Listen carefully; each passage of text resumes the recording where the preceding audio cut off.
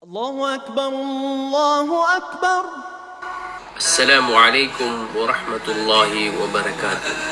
Sa araw na ito mga kapatid, nais kong ibahagi sa inyo ang naging payo ng Jibril alayhisalam sa ating mahal na propeta Muhammad sallallahu alaihi wasallam.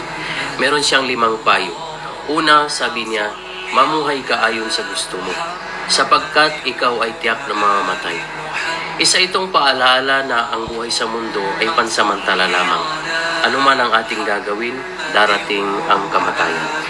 Pangalawa, magmahal ka sa sino mang gusto mo, sapagkat tiyak na kayo magkakahiwalay.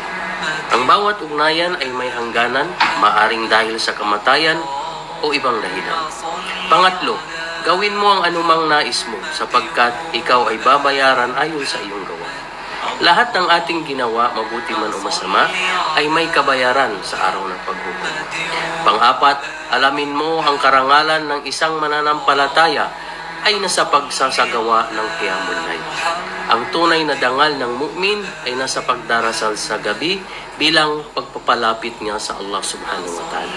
Pang-lima, ang kanyang dignidad ay nasa pagiging hindi palaasa sa kapwa.